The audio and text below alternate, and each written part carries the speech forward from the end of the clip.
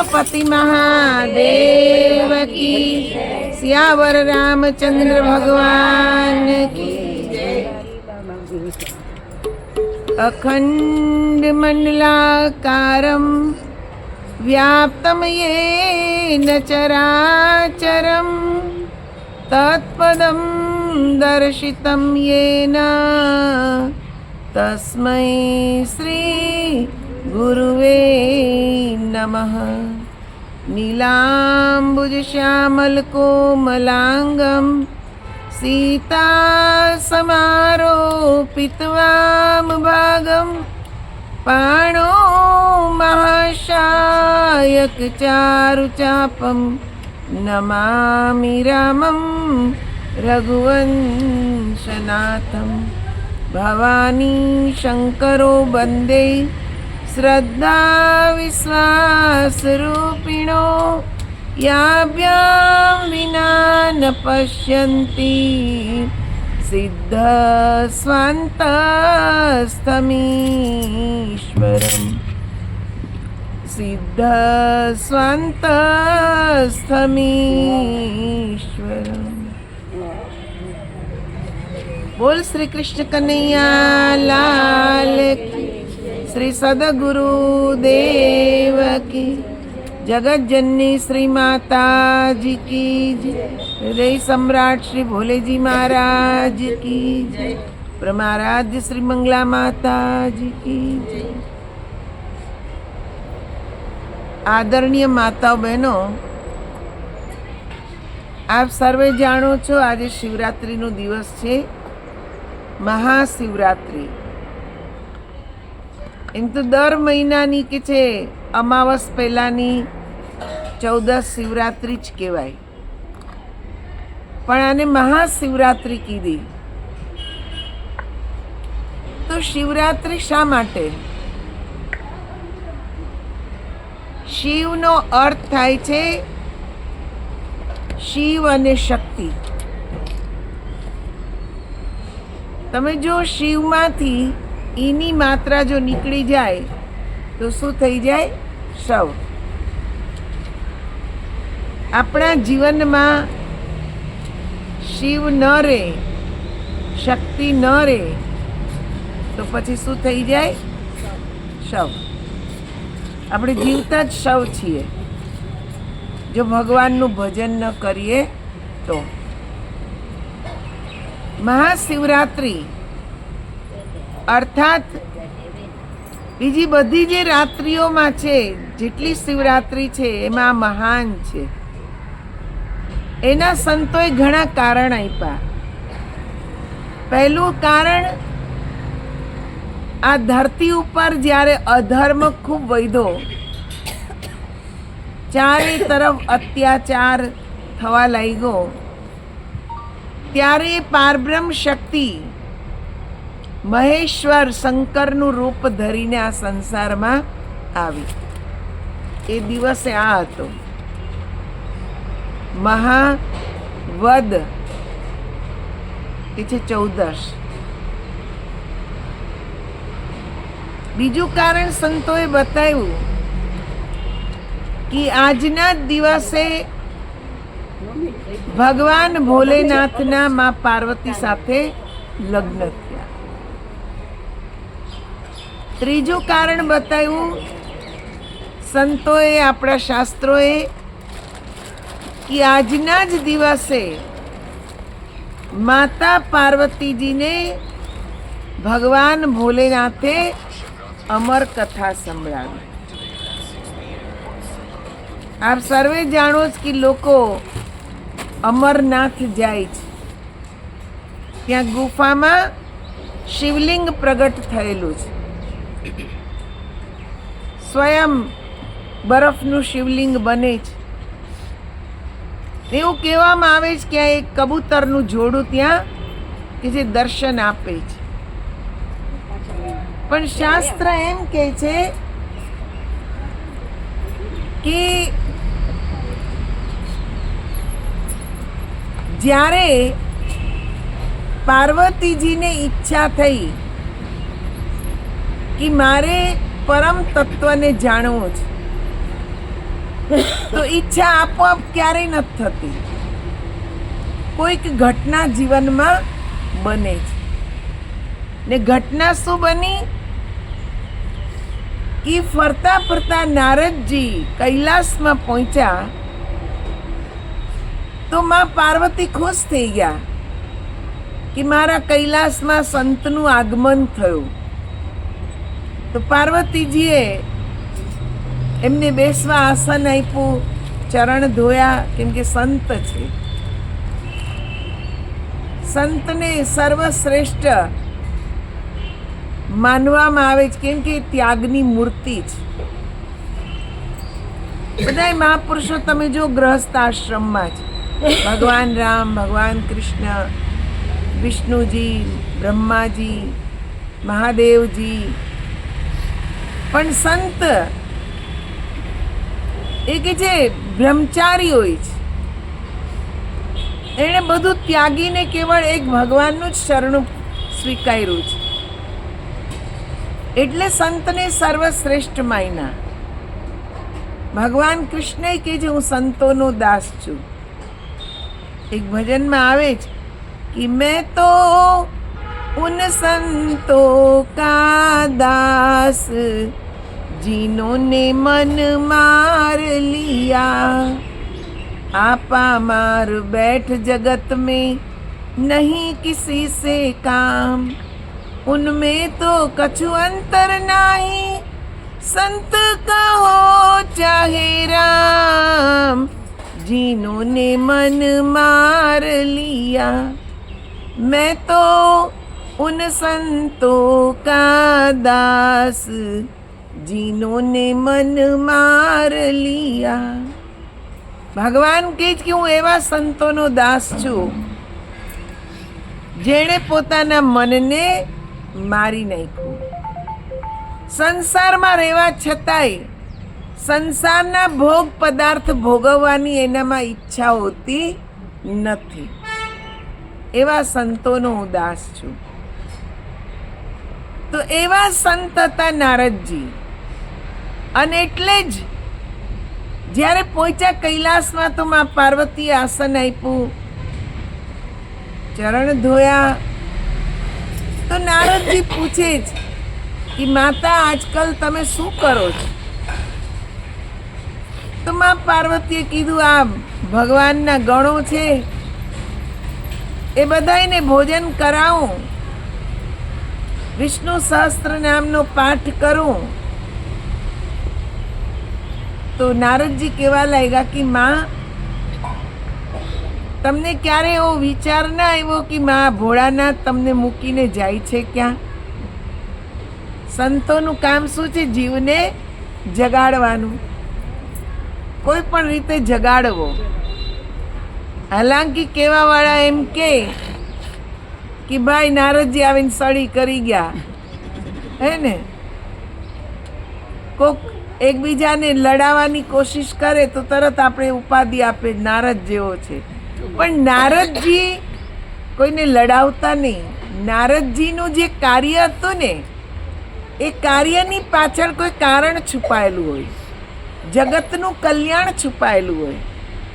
અહીંયા માં પાર્વતીને જાગૃત કરવાનું, હાલાંકि वो તો શક્તિ છે, પણ એમના માધ્યમથી આખા જગતનું કલ્યાણ થાય એટલે આ વાત એમણે કરી કે માં રોજ મારા પ્રભુ તમને મૂકીને જાય છે, ક્યાં જાય તમે કોઈ દિવસ પૂછ્યું નહીં?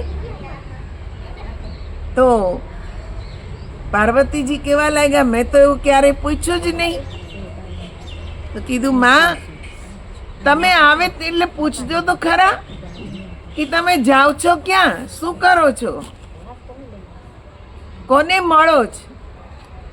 આ નારદજી આટલું મૂકીને ચાલતા ત્યાં, કેમ કે નારદજીને એવું શ્રાપ મળેલો કે ક્યાંય 2 ઘડીથી વધારે ટકે નહીં. તો માં પાર્વતીએ કીધું તમે જ મારા આત્મકલ્યાણની વાત કરો ને. તો કે હું નહીં, ભોળાનાથ તમને કહેશે, તમારે આ પૂછવાનું.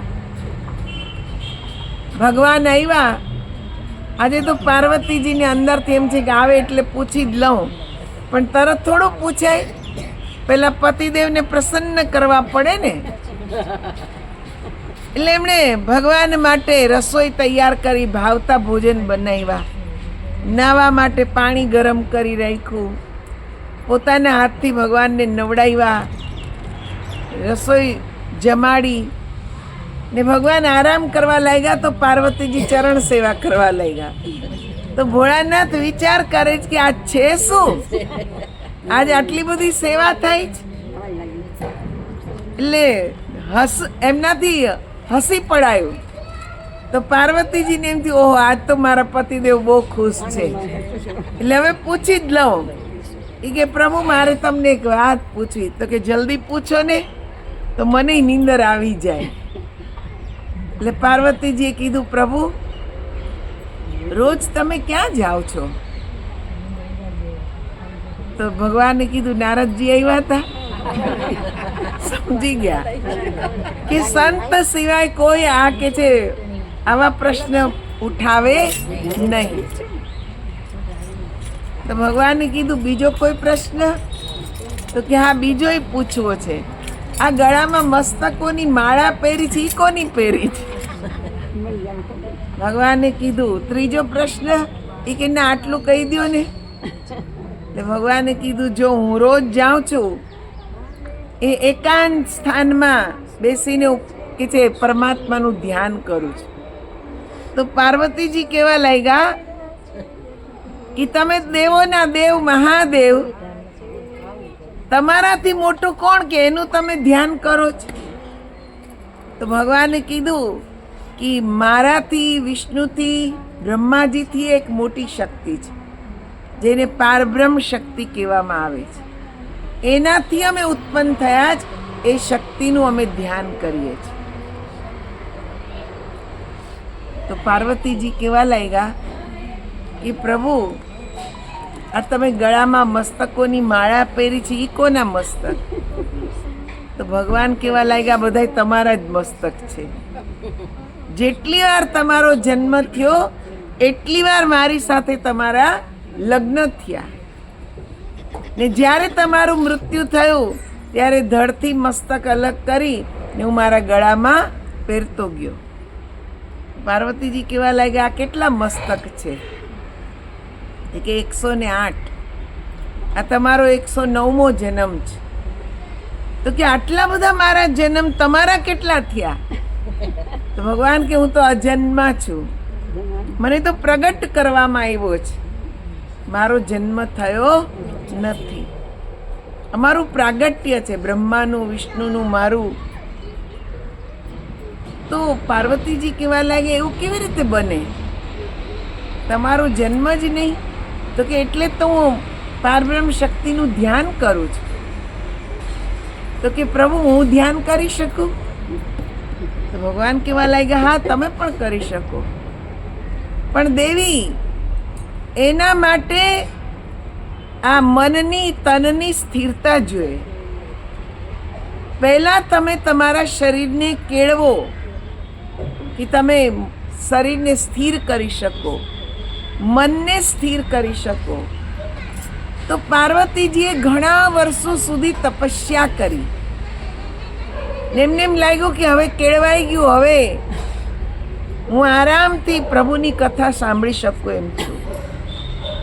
એટલે ભગવાનને પ્રાર્થના કરી, પ્રભુ હવે મને તમે જ્ઞાન આપો, એ અમર કથા કે જેને જાણ્યા પછી મૃત્યુ આવે નહીં, એ મને સંભળાવો. તો ભગવાને કીધું, એક શરત છે, હું કથા કરું ત્યાં સુધી તમારે કે છે હોંકારો ભણવાનું, ઊંઘવાનું નહીં. તમે સૂઈ જાશો તો હું કથા બંધ કરી દઈશ. તો પાર્વતીજી કે સારું, નહીં શું, તમે મને જ્ઞાન આપો. તો તે અમરનાથની જે ગુફા છે ત્યાં ભગવાન પાર્વતીજીને લઈ ગયા ને ત્યાં કે છે 3 તાળી પાડી ને ત્યાં જે જીવ જંતુ બધા હતા બધાને ભગાડ્યા ને પછી ભગવાન કથા સંભળાવવા લાગ્યા. કેમ કે આ ગુપ્ત જ્ઞાન છે, બધા જ જીવ એના અધિકારી હોતા નથી, આ ગુપ્ત જ્ઞાન છે. એટલે જ બધા જીવને ભગાડી દીધા ને પાર્વતીજીને કથા સંભળાવા લાગ્યા. કઈ કથા? તો શાસ્ત્ર એમ કહે છે કે જેમ 4 વેદ છે, 4 દિશા, 4 યુગ, ભગવાન વિષ્ણુના 4 હાથ, એવી જ રીતે આપણી 4 અવસ્થા, એમ પરમાત્માને મેળવવાના પણ 4 રસ્તા. એટલે તો મીરાબાઈ પણ કહે છે, મેં તો હરિ સે મિલું कैसे जाय, गली तो चारों બંધ પડી. કે મેં પ્રભુને કેવી રીતે મળું?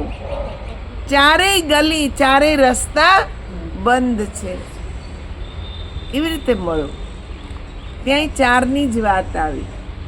હનુમાન ચાલીસા આપણે રોજ વાંચીએ છીએ, એમાં પણ આવે જ ને કે શ્રી ગુરુ ચરણ સરોજ રજ, નિજ મન મુકુર સુધાર, બરનવ રઘુવર બિમલ યશ જો દાયક ફલ 4. 4ની જ વાત આવી.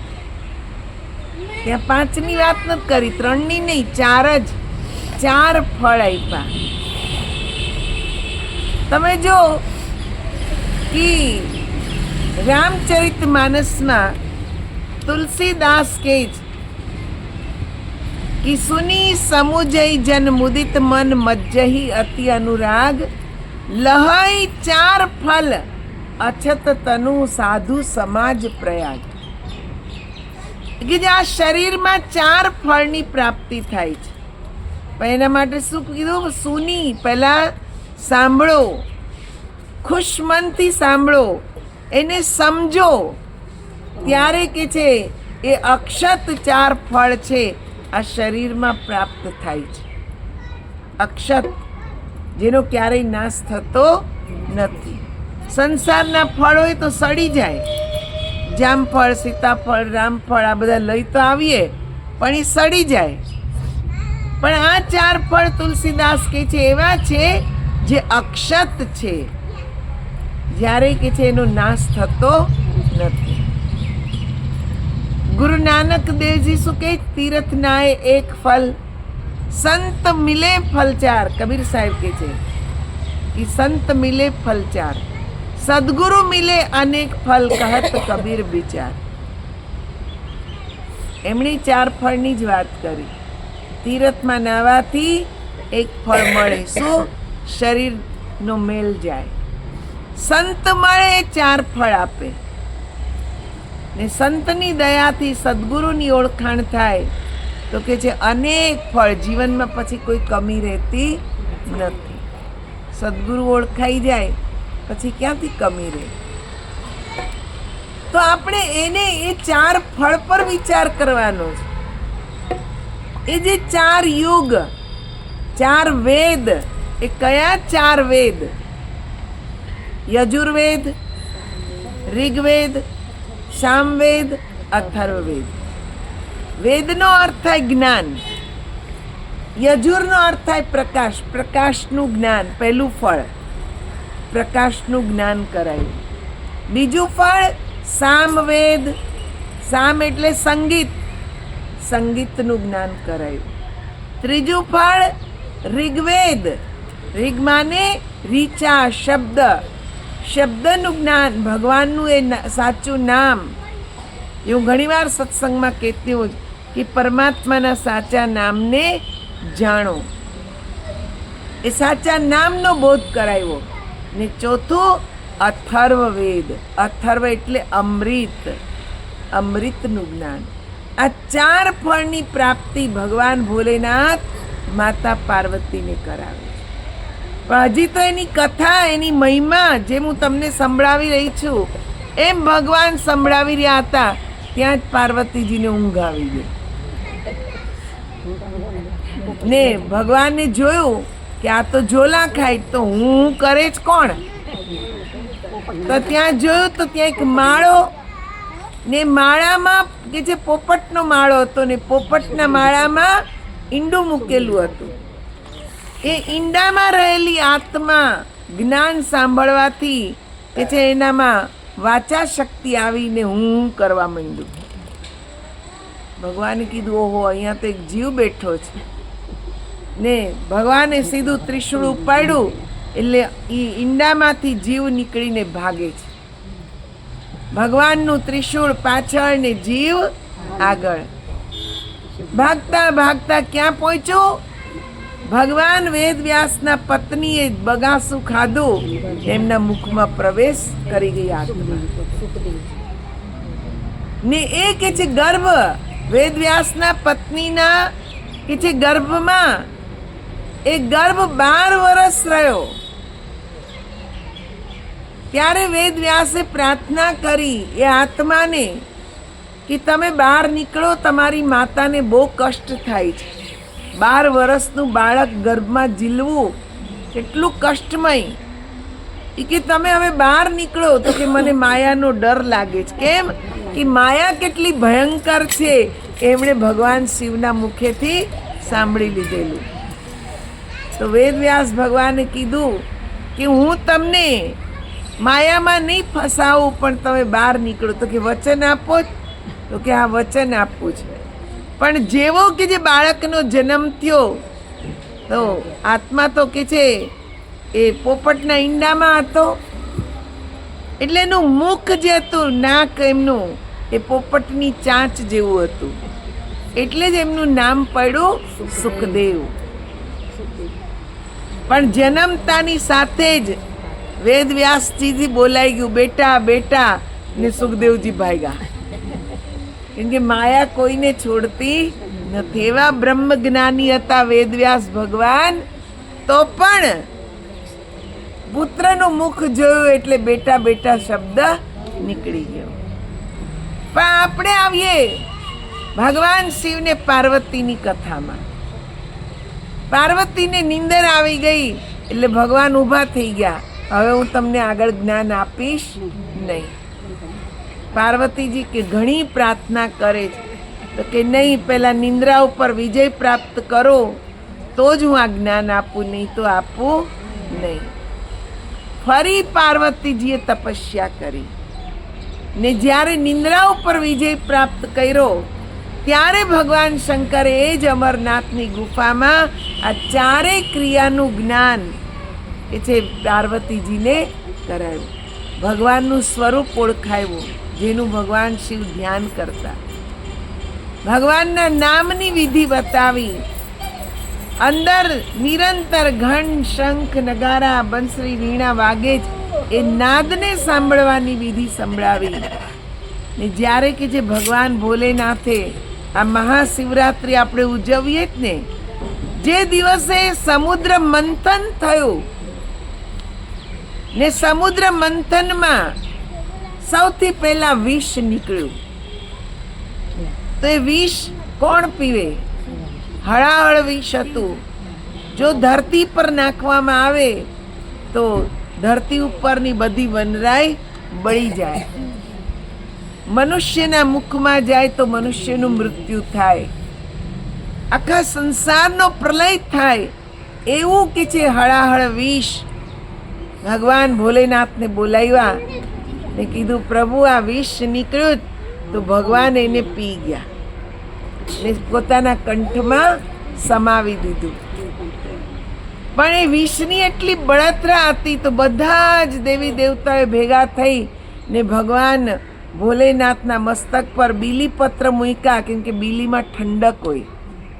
બીલીપત્ર મૂક્યા ને ઉપર જળાભિષેક કરાવ્યો.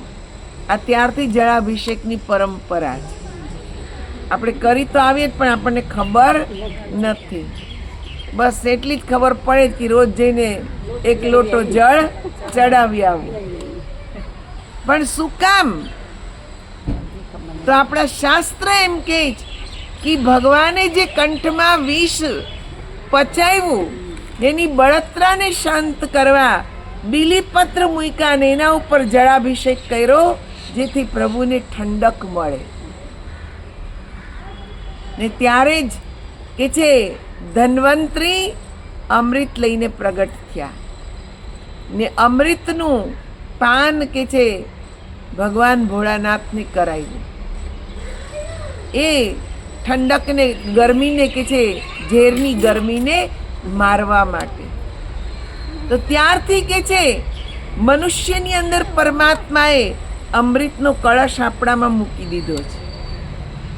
એમાંથી અમૃત ઝરતું રહે ને આ સંસારનું જે વિષ છે, આપણે સંસારના વિષય વાસનાના જે ઘૂંટડા પીએ છે એને પચાવવા હોય, એમાંથી શાંતિ મેળવવી હોય તો અમૃતનું પાન કરવું પડે. પણ એ અમૃત પીતા શીખવાડે કોણ છે? તો આપણી જ પાસે. પણ જ્યાં સુધી જ્ઞાની સંત ગુરુની પાસે ન જઈએ ત્યાં સુધી અમૃત પી શકાતું નથી. આ છે સાચી અમર કથા કે જે પાર્વતીજીને ભગવાને બતાવી. એ જ્ઞાન આપ્યું ને પછી કે જે ભગવાન ભોલેનાથ, માતા પાર્વતી સાથે બેસીને ધ્યાન કરતા. તો આપણું કલ્યાણ ત્યારે જ થશે જ્યારે આપણે સાચા જ્ઞાનને પ્રાપ્ત કરી ને ધ્યાન કરીશું. રામ રામેતિ રમે રામે મનોરમે, સહસ્ત્ર નામ તતુલ્યમ રામ નામ વરાનને. ભગવાન કહે છે કે હે દેવી, એ રામ જે બધાના ઘટમાં રમણ કરી રહ્યા છે, જે કે છે સહસ્ત્ર નામની બરાબર છે, એવા નામનો હું તમને બોધ કરાવું છું. उमा कहूँ मैं अनुभव अपना, सत हरि भजन जगत सब सपना. કીધું હે ઉમા, હું તમને મારા પોતાનો અનુભવ કહું છું. આ જગત આખું સ્વપ્નની સમાન છે. કેવળ સત્ય છે તો એ છે પરમાત્માનું નામ. એ પરમાત્માના નામને ઓળખવાનું છે. એક ભજન છે, આપ લોકો પણ બોલવાનો પ્રયત્ન કરશો.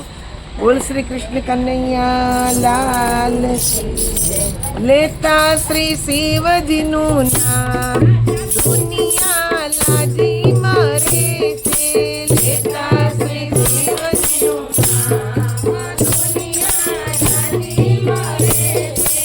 શિવનું નામ લેતા જીવલડી દુખે. શિવનું નામ લેતા જીવલડી દુખે. પારકી નિંદામાં હોશિયાર દુનિયા લાજી મરે છે. પારકી નિંદામાં હોશિયાર દુનિયા લાજી મરે છે. પારકી નિંદામાં હોશિયાર દુનિયા લાજી મરે છે. પારકી નિંદામાં હોશિયાર દુનિયા લાજી મરે છે. લેતા શ્રી શિવજીનું નામ દુનિયા લાજી મરે છે. લેતા શ્રી શિવજીનું નામ દુનિયા લાજી મરે છે. મંદિરે જાતા એના પગારે દુખે. મંદિરે જાતા એના પગારે દુખે. ફરી આવે આખું ગામ દુનિયા લાજી મરે છે. ફરી આવે આખું ગામ દુનિયા લાજી મરે છે. લેતા શ્રી શિવજીનું નામ દુનિયા લાજી મરે છે. લેતા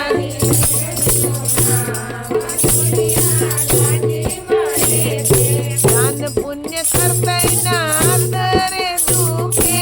દાન પુણ્ય કરતા એના આદરે દુખે. અફળ બધું જાય દુનિયા લાજી મરે છે.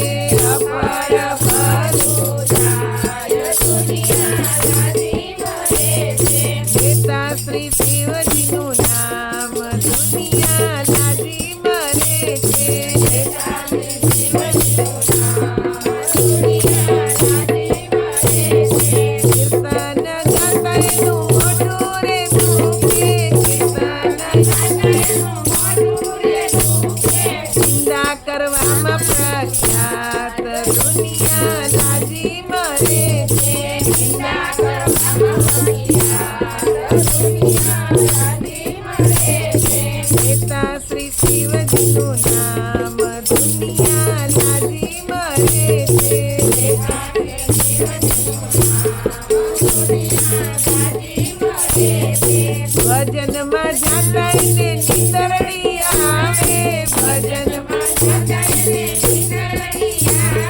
ફિલ્મ જોવામાં હોશિયાર દુનિયા લાજી મરે છે. ફિલ્મ જોવામાં લેતા શ્રી રામજીનું નામ દુનિયા લાજી મરે છે. લેતા શ્રી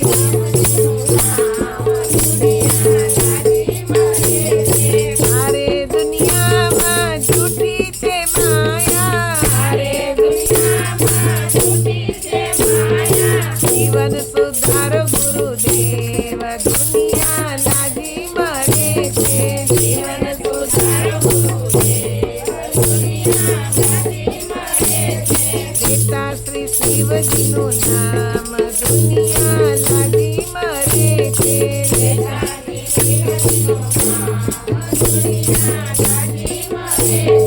સેવક વૃંદકાર જોડીને વિનવે. સેવક વૃંદકાર શરણમાં રાખો ગુરુદેવ દુનિયા લાજી મરે છે. શરણમાં રાખો ગુરુદેવ દુનિયા લાજી મરે છે. લેતા શ્રી શિવજીનું નામ દુનિયા લાજી મરે છે. લેતા શ્રી શિવજીનું બોલ શ્રી ઉમાપતિ મહાદેવ. શું કીધું? લેતા શ્રી શિવજીનું નામ દુનિયા લાજી મરે. આ મુખેથી શિવનું નામ લેવું, પ્રભુનું નામ લેવું તો શરમ આવે. કોઈને ગાળો દેવી હોય, લડાઈ કરવી હોય તો વાંધો આવે નહીં. નિંદા કરવી હોય તો વાંધો આવે નહીં. તો બધું ફટાફટ બોલાય. શું કીધું? કે ભગવાનના દર્શન કરવા હોય, સત્સંગમાં જવું હોય તો એની પાસે ટાઈમ નથી, પણ મોબાઈલમાં ફિલ્મમાં આખો સમય બગાડી દે. હા, સવારથી સાંજ સુધી મોબાઈલ જ રમે છે, પણ એનાથી જ્ઞાન પ્રાપ્ત થવાનું નથી. જેટલો સમય આપણો પ્રભુ ભજનમાં વીતે છે એટલો જ આપણો સાર્થક છે. લેખે મેં સોઈ ઘડી સાહિબ આવે યાદ. લેખે જ ઘડી છે જે ઘડીમાં પરમાત્મા યાદ આવે. આ પરમાત્માને યાદ કર્યા તો આપણો સમય સાર્થક. અને આમ તેમ કે જો સમય વીતી ગયો તો આપણો બધો સમય બરબાદ જ છે. હવે આપણે જ નક્કી કરવાનું સમયને સાર્થક કરવો કે સમયને બગાડવો, એ આપણે નક્કી કરવાનું.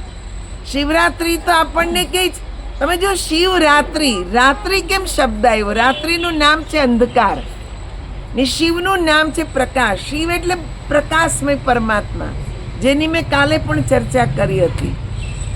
એ પ્રકાશમય પરમાત્મા જીવનમાં આવે તો અંધકારની રાત્રિ દૂર થઈ જાય. એટલે જ એને કહેવાય શિવરાત્રિ, કે અંધકારને દૂર કરવાનો છે. આખી રાત તમે પરમાત્માનું ભજન કરો તો તમારી એ રાત તમારી સફળ થઈ ગઈ. પણ આખી રાત મોબાઈલ જ જોયા કરો તો સવારે ઉઠો તો થાકેલા ને થાકેલા. કેમ કે તમે આરામ કરવાનો જે સમય છે એ તો તમે મોબાઈલ જોવામાં વિતાવી દીધો. ઘણાય મને કહેતા રાત્રે નીંદર જ ના આવે. મેં કીધું ક્યાંથી આવે, મોબાઈલ જ જોજો કરીએ તો. પાછી માથા પાય જ પડ્યો હોય, ક્યાંય આઘોય ન હોય. એનાય વાઇબ્રેશન આપણને, એ જે રેડિયેશન નીકળે છે એ પણ દિમાગને બહુ ઇફેક્ટ કરતા હોય છે. એ રેડિયેશન આપણને ઊંઘવા દેતા નથી. મોબાઈલ બહુ નુકસાનકારક છે. ઘણા અહીંયા કે છે ખિસ્સામાં રાખે, હે ને, એ હાર્ટ એટેક લાવવા માટે મજબૂર કરે છે. કોઈ દિવસ કે જે આપણે કે જે ખિસ્સામાં કોઈ દિવસ મોબાઈલ રાખવો જોઈએ નહીં. ભાઈઓ કે છે પેન્ટના ખિસ્સામાં રાખે. અત્યારે જે કે છે બાળકો ઉત્પન્ન કરવામાં જે મુશ્કેલી આવે છે એનું કારણ એ જ કે મોબાઈલના રેડિયેશન જે નીકળે છે એ અંદરના જે જીવાણુ હોય છે એને મારી નાખે છે, અને એટલી જ સમસ્યાઓ ઉત્પન્ન થાય છે. પણ આપણે એની ગહેરાઈને લેતા નથી. વૈજ્ઞાનિકોએ તો ત્યાં સુધી સાબિત કર્યું બે મોબાઈલ ચાલુ રાખીને વચ્ચે ઈંડું મૂક્યું ને બંને બાજુમાં મોબાઈલ ચાલુ રાખ્યા, એની એટલી ગરમી કે ઈંડું કે છે એની અંદરનું જે પાણી ઉકળવા લાગ્યું, આખું કે છે ઓમલેટ બની ગયું. તો વિચાર કરો કેટલી ગરમી આવે છે.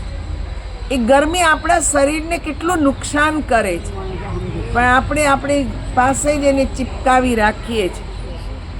એ એટેક લાવવામાં, કેન્સરના કે છે ઘણા લોકો એવી વાત કરતા હોય કે અમે તો તમાકુ નથી ખાતા, સિગરેટ નથી પીતા, તોય અમને કેન્સર આવે છે. આજે દર 10 વ્યક્તિએ 5 થી 6 જણાને કેન્સરના કેસ છે. આટલો જલ્દી કેન્સર ફેલાઈ રહ્યું છે એ મોબાઈલના રેડિયેશન. તમે ભલે દારૂ નથી પીતા, સિગરેટ નથી પીતા, તમાકુ નથી ખાતા, છીકણી નથી ઘસતા, પણ છતાંય કેન્સર આવે તો આ મોબાઈલનું કારણ છે. એટલે એનાથી જેટલા દૂર રહ્યો એટલું સારું. એ ઉપયોગી છે, જેટલી જરૂર હોય એટલું એનાથી કામ લ્યો, બાકી એને એક બાજુ પડો રહેવા દો. ને આપણું મન સારા શાસ્ત્ર વાંચવામાં, આપણું મન પ્રભુનું ભજન કરવામાં, એમાં લગાડશું તો થોડીક શાંતિ મળશે, નહીં તો શાંતિ મળવાની નથી. મોબાઈલ જેટલું કે છે ઉપયોગી છે એટલું જ નુકસાનકારક પણ છે. એનો ફાયદો ઉઠાવો, પણ ગેરફાયદો કે છે થવો જોઈએ નહીં. એટલી તો બુદ્ધિ ભગવાને આપણામાં આપી જ છે, આ બુદ્ધિનો સદુપયોગ કરવાનો. તો વિશેષ ન કહેતા આપ લોકોએ જે સાંભળ્યું એના ઉપર મનન વિચાર કરશો ને આવતા શનિવારે ભેગા થઈ ને વળી પાછો આપણે સત્સંગનો લાભ ઉઠાવશું. બોલ શ્રી કૃષ્ણ કનૈયા લાલ કી જય.